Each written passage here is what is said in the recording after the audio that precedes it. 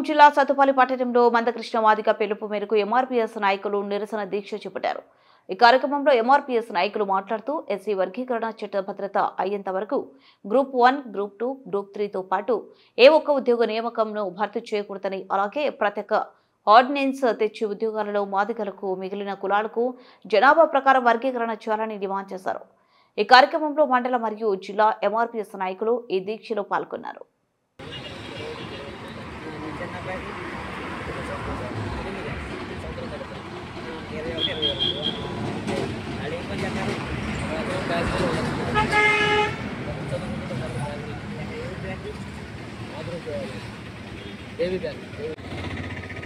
ఈరోజు సత్తుపల్లి మండలంలోని మండల కమిటీ ఆధ్వర్యంలోని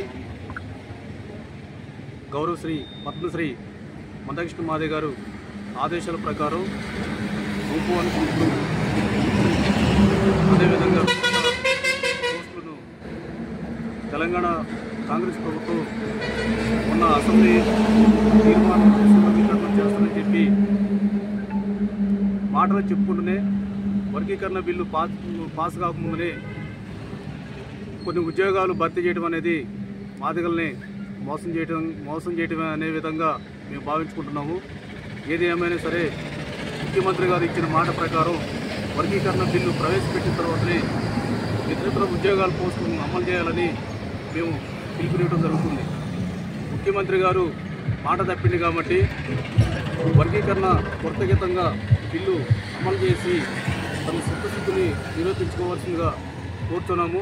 లేని ఎడల ఎంఆర్పీఎస్ మందకృష్ణ మాదిగ గారు ఎటువంటి పిలుపునిచ్చినా ఉద్యమాన్ని తీవ్ర స్థాయిలో చేయడానికి ఎంఆర్పీఎస్ శ్రేణులు సిద్ధంగా ఉన్నారని, మాదిగల ఆవేశానికి గురి కాకుండా తెలంగాణ ప్రభుత్వం ముందుగా శ్రీ పద్మశ్రీ మందకృష్ణ మాదిగ గారు పిలుపు మేరకు సత్తుపల్లి నియోజకవర్గ హెడ్ క్వార్టర్లో ఈ రోజు నుంచి దీక్ష ప్రారంభం జరుగుతుంది.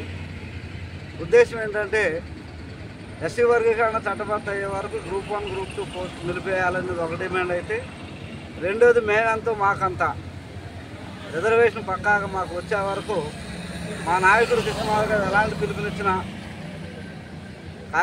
ఎలాంటి కార్యక్రమాలు ఇచ్చినా చేయడానికి సిద్ధంగా ఉన్నాం.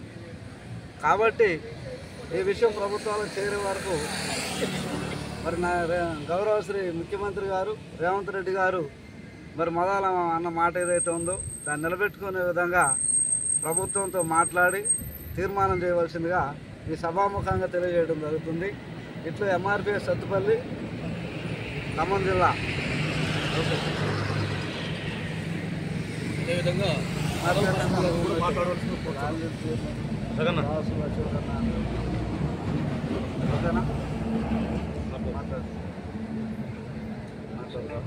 ఎంఆర్పీఎస్ వ్యవస్థాపకుడు మందకృష్ణ పిలుపు మేరకు దీక్షా శిబిరాన్ని ప్రారంభించారు.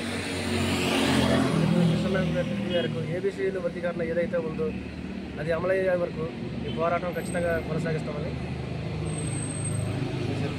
ఆదేశాల మేరకు